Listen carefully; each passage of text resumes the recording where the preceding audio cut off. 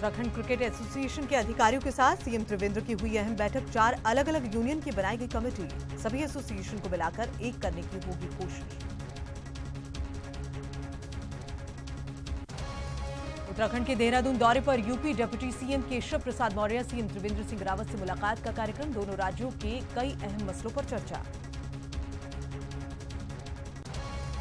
BJP प्रदेश अध्यक्ष ने की 13 जिलाध्यक्षों की नियुक्ति। विनय गोयल को मिली देहरादून महानगर की जिम्मेदारी। अजय भट्ट ने प्रदेश स्तरीय विभाग प्रकल्पों को किया भंग। उत्तराखंड सरकार में मंत्री रेखा आर्या के पति पर बंगले के पूर्व कर्मचारी ने लगाया गंभीर आरोप। कहा, धोखे से श्रीलंका ले जाकर निकाल ली गई किडनी, न्याय की लगा रहा गुहार। सरकार के खनन के दावों की खुली पोल। 15 दिन के भीतर किए जाने के बाद भी कई जगहों पर शुरू नहीं हुआ खनन कार्य। प्रमुख सचिव खनन ने तीनों निगमों को लिखी चिट्ठी। आज है विश्व खाद्य दिवस। आज भी लाखों लोग भूखे मरने को मजबूर। बड़ा सवाल, कैसे दूर होगी भूखमरी? नमस्कार, बुलेटिन में स्वागत है आपका। मैं हूं गीतांजलि। लक्सर कोतवाली में हंगामा। लक्सर कोतवाली में जमकर हंगामा हो रहा है। मारपीट की शिकायत को लेकर दो पक्ष आपस में भिड़े हैं। पुलिस की मौजूदगी में जमकर मारपीट। 2 महिलाओं समेत 8 लोगों को गिरफ्तार किया गया। पुलिस ने शांति भंग की धाराओं में मामला दर्ज किया है। मखियाली गांव के रहने वाले हैं सभी आरोपी। तो लक्सर कोतवाली में हंगामा। लक्सर कोतवाली में जमकर हंगामा हुआ। मारपीट की शिकायत को लेकर दो पक्ष आपस में भिड़ गए। पुलिस की मौजूदगी में भी जमकर मारपीट हुई है। और सीधा रुक करें, तनुज वालिया हमारे संवाददाता इसी खबर पर ज्यादा जानकारी के साथ में मौजूद है। तनुज, क्या ये पूरा मामला रहा? अभी क्या ताजा अपडेट्स? देखिए, बता दूं, ये सुबह का मामला है जब सुबह 2 पक्षों में मखियाली गांव के रहने वाले थे। आमने सामने हो गए। किसी बात को लेकर दोनों पक्षों में झगड़ा हुआ। वहां पर भी मारपीट हुई, जिसके बाद ये सभी लोग कोतवाली लक्सर में आ गए, जहां पर पुलिस की मौजूदगी में एक बार फिर बवाल हुआ और दोनों पक्षों में जमकर मारपीट हुई। जिसके बाद पुलिस ने कुल 8 लोगों को, जिसमें 2 महिलाएं भी शामिल हैं, उन्हें हिरासत में ले लिया। उसके बाद उनके खिलाफ मुकदमा दर्ज कर अब कार्रवाई की जा रही है शांति भंग में। जी तनुज, कितने लोग मौजूद थे? पुलिस की मौजूदगी में ये सब हो रहा था, उसके बाद पुलिस का क्या एक्शन? देखिए, लगभग दोनों पक्षों के 30 से 35 लोग वहां पे मौजूद थे, जो अपनी अपनी तहरीर देने के लिए आए थे। दोनों का आरोप था कि हमारे साथ मारपीट की गई, जिसपे इनमें आरोपियों के खिलाफ मुकदमा दर्ज किया जाए। लेकिन इससे पहले पुलिस कुछ करती। दोनों पक्ष पुलिस की मौजूदगी में ही आपस में भिड़ गए, जिसके चलते वहां पर काफी मारपीट हुई, तनावपूर्ण माहौल हो गया। जिसके बाद पुलिस ने 8 मुख्य लोगों को, जिसमें महिलाएं भी शामिल थी, क्योंकि जो दोनों पक्ष थे उन दोनों पक्षों की महिलाएं भी मौके पर पहुंची थी, तो उनमें से 2 महिलाओं और 6 पुरुषों को पुलिस ने हिरासत में लेकर शांति भंग में उनका चालान कर दिया है। जी तनुज, अभी क्या हालात ताजा? सब सामान्य हो चुका है या अभी भी कुछ हंगामा चल रहा है बाहर?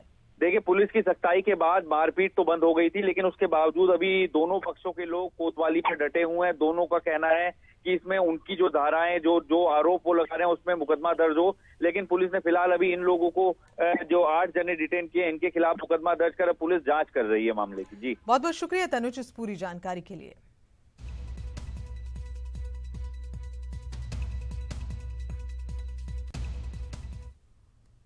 खबर देहरादून से। सीएम आवास पर चल रही क्रिकेट एसोसिएशन की पदाधिकारियों की बैठक खत्म हो चुकी है। इस बैठक में यह फैसला लिया गया कि 4 सदस्यीय कमेटी मामले पर बातचीत करेगी। 4 अलग अलग यूनियन की कमेटी बनाई गई है। सीएम की मौजूदगी में यूनियन पदाधिकारियों के बीच बातचीत हुई है। रणजी मैचों के आयोजन के बाद भी बैठक होगी। खेल मंत्री अरविंद पांडे ने ईटीवी से बातचीत में इसकी जानकारी दी है।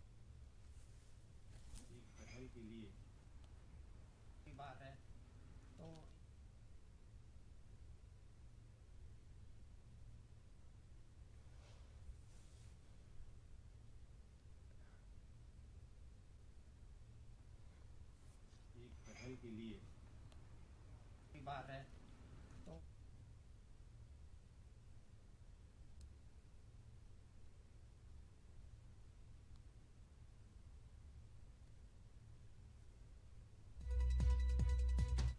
और सीएम आवास पर चल रही बैठक संपन्न हो गई है। खेल मंत्री अरविंद पांडे के मुताबिक बीसीसीआई के मामले में आपसी समन्वय के लिए एक कमेटी बनाई गई, जो आपसी सहमति पर बातचीत करेगी। उत्तराखंड क्रिकेट एसोसिएशन को मान्यता की दिशा में बहुत ही सार्थक पहल मुख्यमंत्री की ओर से की गई है। एक बैठक चल रही थी, बैठक खत्म हो गई है। खेल मंत्री अरविंद पांडे भी बाहर निकले, उनसे बात करते हैं। सर, क्या बातचीत हुई, कुछ हल निकल पाया क्या? बिल्कुल ही चारों एसोसिएशन की समझ में पहले तो ये आया कि उत्तराखंड का बच्चों का भविष्य हमारी अपनी मठाधीशी के चक्कर में कहीं न कहीं बच्चों का भविष्य बर्बाद हो गया था। इसको देखते हुए, बच्चों का भविष्य देखते हुए चारों एसोसिएशन को माननीय मुख्यमंत्री जी ने बैठक बुलाई और लगभग सहमति बन चुकी है। और पहली सहमति तो ये बनी है कि रणजी मैच जो हमने बहुत मुश्किल से लिया है वो सफलतापूर्वक सफल होनी चाहिए, पूर्ण रूप से सफल होनी चाहिए। इसके लिए हमने चारों एसोसिएशन से एक व्यक्ति हमने नॉमिनेट कर लिया। अब बाकी मुख्यमंत्री जी हमारे साथ में और सब लोग मिलके, सब सम्मति से मिलकर चारों एसोसिएशन मिलकर इस मैच को सफल कराएंगे और बाद में बीसीसीआई की मान्यता भी लेंगे। जो जानकार है वो कह रहे हैं कि मामला कोर्ट तक पहले भी पहुंच चुका, सुप्रीम कोर्ट का भी दरवाजा खटका है। तो तमाम जो तकनीकी पहलू आपको लगता है इतनी आसानी से हल निकले? हर एसोसिएशन भी सुप्रीम कोर्ट से अपने पक्ष में बताने क्या ला चुकी है, वो कोई खरी खास बात नहीं है। अब यह है कि जब उत्तराखंड के बच्चे को भविष्य दिखाया जाएगा ना, तो सब कहीं ना कहीं हम कोर्ट के पहले भी अपना बैठ के समाधान निकाल सकते हैं और यही हुआ है। क्या माना जाए कि अगले कुछ महीनों में अब उत्तराखंड को मान्यता मिल जाएगी? 1-2 महीने में बीसीसीआई की मान्यता, हमको एसोसिएशन की मान्यता बीसीसीआई अवश्य देगी, ये मेरा मानना है। जो कमेटी आपने बनाई है, कौन चेयरमैन होगा, कौन हेड करेगा इस कमेटी? चारों लोग मिलकर, प्रत्येक एसोसिएशन से एक व्यक्ति उसमें नॉमिनेट किया गया और माननीय मुख्यमंत्री जी हैं, हम हैं और इसको सब लोग मिलकर चलाएंगे। निश्चित तौर पर उत्तराखंड में एक आम सहमति, आम राय बनाने की कोशिश अलग अलग कमेटियों के जो लोग हैं, एसोसिएशन के जो लोग हैं, उन्होंने की है। मुख्यमंत्री भी इस दौरान बैठक में मौजूद रहे। देखने वाली बात है कि कितनी जल्दी इस दिशा में सार्थक पहल हो पाती है। कैमरा पर्सन अनिरुद्ध के साथ मुकेश कुमार, ईटीवी न्यूज़, देहरादून। और उत्तराखंड में क्रिकेट एसोसिएशन की बीसीसीआई से मान्यता के मामले पर भले ही खेल मंत्री ने आम सहमति का दावा किया हो, लेकिन इतनी आसानी से हल निकालना संभव नहीं है। उत्तरांचल क्रिकेट एसोसिएशन के मुताबिक मामला सुप्रीम कोर्ट में है और फैसला आने के बाद ही स्थिति साफ होगी। देखिए, ऐसा है कि ये मंच कोई किसी के प्रेशर में नहीं बनेगा, क्योंकि बीसीसीआई ने कभी भी कोई लिख के हमें आइटम नहीं दिया कि आप सब लोग मिल के आएँ, हमें कभी नहीं कहा। हम उसका इंतजार कर रहे हैं। अब मामला सुप्रीम कोर्ट में है, तो सुप्रीम कोर्ट जब इसमें 30 तारीख को डिसीजन देगा, सबसे पहले तो उनका एक रूल बन रहा है जो लोधा पैनल की कमेटी के हिसाब से बन रहा है, उसका कॉन्स्टिट्यूशन स्टेट के लिए भी और बीसीसीआई के लिए भी। तो जब वो उस पर सुप्रीम कोर्ट की मोहर लग जाएगी, उसके बाद हम डिसाइड करेंगे कि वो कॉन्स्टिट्यूशन में क्या है कि स्टेट में कौन मेंबर बन सकते हैं, कौन नहीं बन सकते। उनके बहुत तगड़े क्राइटेरिया हैं, उसमें ना मंत्री पद ले सकता है, ना कोई ब्यूरोक्रेट ले सकता है, ना कोई सरकारी आदमी ले सकता है, 70 साल से ऊपर कोई आदमी नहीं ले सकता, किसी का पर्सनल इंटरेस्ट है, क्रिकेट में पैसा कमा रहा है तो वो नहीं आ सकता, उसमें कोई भी इंटरेस्ट हो क्रिकेट से। और देहरादून से खबर आपको बता दें, UP deputy CM Keshav Prasad Maurya आज दून दौरे पर हैं। केशव मौर्य आज सीएम त्रिवेंद्र से मुलाकात करेंगे। डिप्टी सीएम केशव और सीएम त्रिवेंद्र सिंह रावत के लिए ये मुलाकात काफी अहम है। इस बैठक में दोनों राज्यों के अहम मुद्दों पर बातचीत होगी।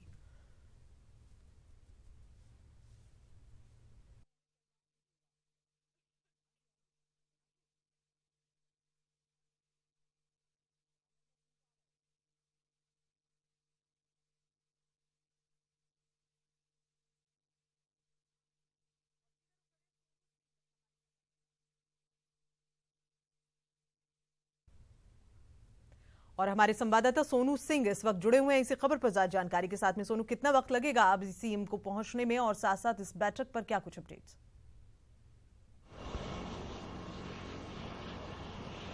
देखिए गीतांजलि, हम देहरादून के सहदारा हेलीपैड पर हैं और मेरे पीछे अगर मेरे सहयोगी दिखा सकें तो वो दिखाएं कि जो उत्तर प्रदेश के डिप्टी सीएम है केशव प्रसाद मौर्य, वो यहाँ पर पहुँच चुके हैं और अब उनका स्टाफ उनके पास पहुंचने वाला है। चूंकि हेलीकॉप्टर अभी स्टार्ट है और उस कंडीशन में अभी वेट करना पड़ रहा है और यहां से वो सीधे मुख्यमंत्री आवास जाएंगे। मुख्यमंत्री आवास में मुख्यमंत्री उत्तराखंड त्रिवेंद्र सिंह रावत और तमाम प्रशासनिक अधिकारी, मुख्य सचिव सहित जो है वो इंतजार कर रहे हैं। यहां से मुख्यमंत्री आवास जाएंगे और वहां पर एक बैठक होगी उनकी।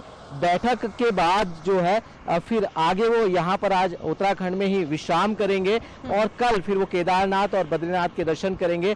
मुख्य रूप से पीडब्ल्यूडी के और खास तौर पर उत्तर प्रदेश जो निर्माण निगम है उसके पदाधिकारी कुछ यहाँ पर पहुँच गए उनको रिसीव करने के लिए और उनका स्वागत करने के लिए, जबकि कुछ अधिकारी कामकाज का लेखा जोखा तैयार कर रहे हैं। शाम को वो संभवतः अधिकारियों के साथ एक बैठक करेंगे और जो उत्तर प्रदेश और उत्तराखंड के सीमा से जुड़े मोटर मार्ग हैं उनको किस तरह से व्यवस्थित किया जा रहा है, किस तरह से दुरुस्त किया जा रहा है, उस हालात को जानेंगे। तो आज बैठक करेंगे। चूंकि जागेश्वर उनको जाना था और जो उनसे जुड़े स्टाफ के लोग हैं उन्होंने साफ तौर पर बताया है कि आज उनका जागेश्वर का जो दौरा है वो स्थगित कर दिया गया है और कल संभवतः जागेश्वर भी जा सकते हैं और केदारनाथ और बद्रीनाथ के तो वो दर्शन करेंगे ही करेंगे। तो तमाम उत्तराखंड से जुड़े हुए ऐसे मुद्दे हैं, चाहे वो गंगा की निर्मलता स्वच्छता हो, चाहे वो परिसंपत्तियों का मामला हो, चाहे वो यूपी निर्माण निगम के निर्माण कार्यों का हो, या फिर जो सीमावर्ती क्षेत्रों पे जो मोटर मार्ग हैं उनको दुरुस्त किए जाने का मामला हो, तमाम ऐसे विकास से जुड़े मुद्दे हैं जिन पर आज वो उनका फोकस रहने वाला है और कल वो भोले बाबा के और बद्री विशाल जी के दर्शन करेंगे और उसके बाद फिर यूपी के लिए रवाना हो जाएंगे। इस मुलाकात के दौरान कितने लोग और शामिल होंगे? मुख्यमंत्री तो वहां मौजूद होंगे, साथ ही यूपी के उप मुख्यमंत्री भी मौजूद होंगे, लेकिन उनके अलावा क्या अन्य लोग भी इस मुलाकात के दौरान मौजूद रहेंगे? देखिए, उत्तर प्रदेश शासन के कई वरिष्ठ अधिकारी हैं जो पहले से यहाँ पहुंच चुके हैं, क्योंकि जो विकास के कार्य हैं और जिनका स्वरूप तैयार किया गया है, एक रोड मैप तैयार किया गया है, कामकाज कौन से हैं और कौन कौन से मामले ऐसे हैं जिनका निस्तारण किया जाना है। तो कुछ अधिकारी यूपी के भी यहाँ पर पहुंचे हुए हैं, खासतौर से उनके विभाग से संबंधित लोक निर्माण विभाग के जो अधिकारी हैं वो, और इसके अलावा उत्तर प्रदेश के साथ साथ उत्तराखंड के तो अधिकारी यहाँ पर रहेंगे ही रहेंगे। और दोनों ही जो वरिष्ठ नेता हैं बीजेपी के, उत्तराखंड की यदि हम बात करें तो उत्तराखंड के मुख्यमंत्री त्रिवेंद्र सिंह रावत और उत्तर प्रदेश के डिप्टी सीएम केशव प्रसाद मौर्य, दोनों की ही जब बातचीत होगी तो उस वक्त जो वरिष्ठ अधिकारी हैं वो भी मौके पर मौजूद रहेंगे और जिन जिन मसलों पर चर्चा होगी उनको एक टाइम फ्रेम किया जाएगा कि कितने समय में आखिर इन कामों का निस्तारण होना है, चाहे वो परिसंपत्ति से जुड़े मामले हों, चाहे वो अन्य मामले मामलों पर बातचीत होगी, किन किन मामलों पर चर्चा होगी। सोनू, हमारे संवाददाता लगातार जानकारी हमें दे रहे हैं। कुछ ही देर में ये मुलाकात होगी, सीएम, डिप्टी सीएम से मुलाकात करने के लिए पहुंचेंगे और फिर मुलाकात के वक्त कई ऐसे तय मुद्दे हैं जिन पर बातचीत की जाएगी। बहुत बहुत शुक्रिया इस पूरी जानकारी के लिए सोनू।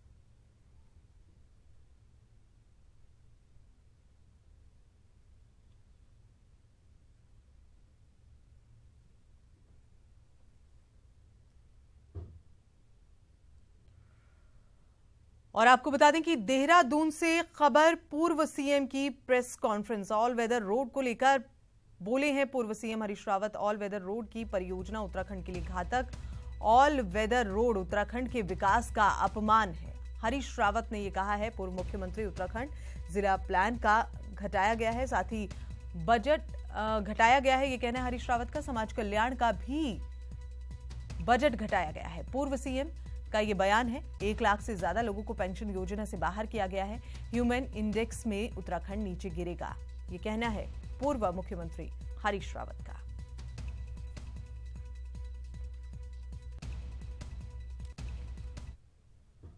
और उत्तराखंड भाजपा से बड़ी खबर, बीजेपी प्रदेश अध्यक्ष ने की 13 जिलाध्यक्षों की नियुक्ति।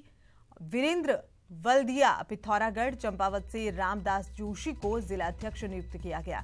अल्मोड़ा से पिलखवाल, बागेश्वर से शेरगढ़िया जिलाध्यक्ष, और इसके अलावा नैनीताल से प्रदीप बिष्ट, चमौली से मोहन थपलियाल जिलाध्यक्ष बनाए गए हैं। रुद्रप्रयाग से विजय कपवाण पौड़ी से और शैलेंद्र सिंह बिष्ट को जगह दी गई है। टिहरी से संजय सिंह नेगी तो उत्तरकाशी से श्याम डोभाल को जिम्मेदारी दी गई है। दून से शमशेर पुंडीर और इसके अलावा यूएसनगर से शिव अरोड़ा जिलाध्यक्ष बनाए गए। विनय गोयल को देहरादून महानगर की जिम्मेदारी दी गई। अजय भट्ट ने प्रदेश स्तरीय विभाग प्रकल्पों को भंग किया है।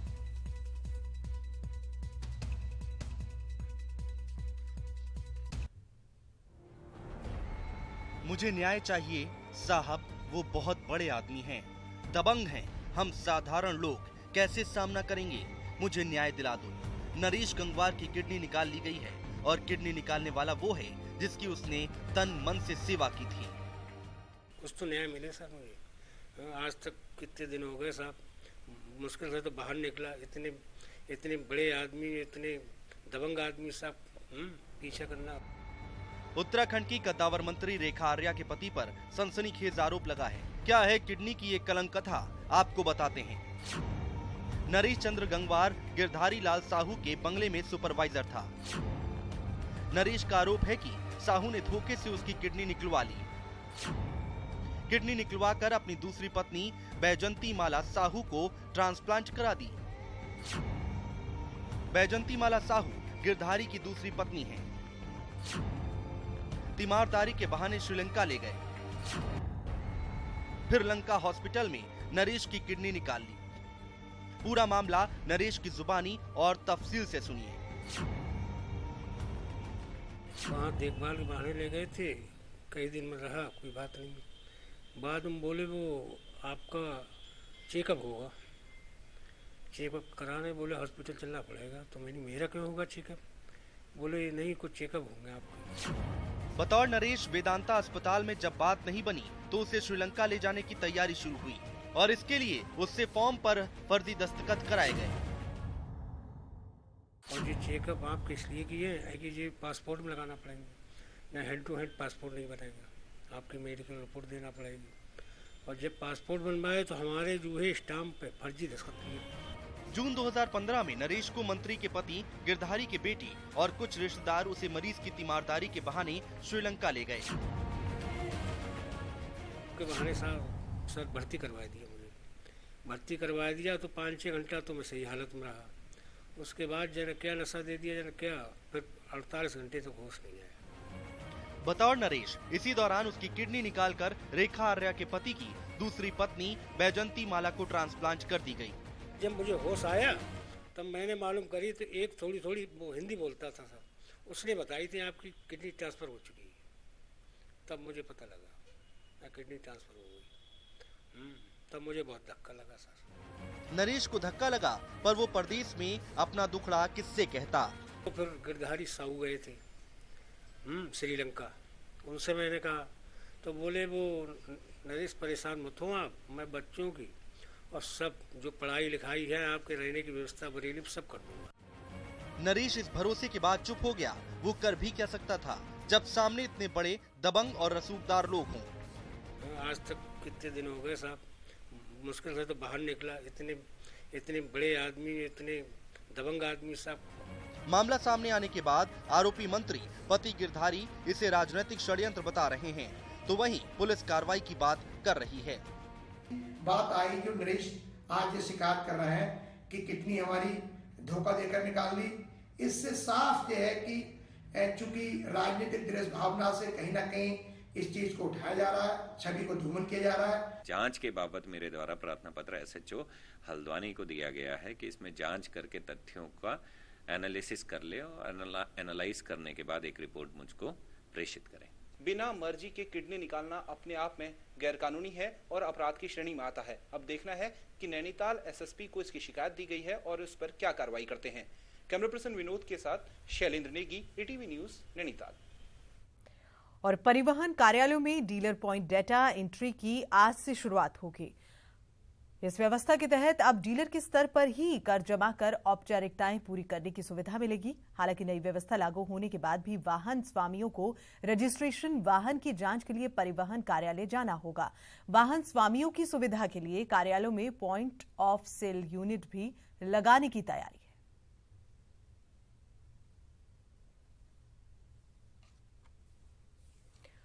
और ऋषिकेश में रात को पशु चोर बेधड़क चोरी की घटनाओं को अंजाम दे रहे हैं। सड़कों में रहने वाले गौवंश को पशु चोर रात को गाड़ियों में भरकर तस्करी करते हैं और सीसीटीवी फुटेज में दिख रही ये घटना शामपुर चौकी क्षेत्र की है, जहां पशु चोर देर रात छोटे हाथी गाड़ी के साथ लेकर आते हैं और 2 गौवंश के पशुओं को गाड़ी में भर देते हैं और रफू चक्कर हो जाते हैं। सीसीटीवी फुटेज के सामने आने के बाद पुलिस ने 3 अज्ञात लोगों पर मुकदमा दर्ज किया है, लेकिन आरोपी अभी भी पुलिस की गिरफ्त से बाहर है।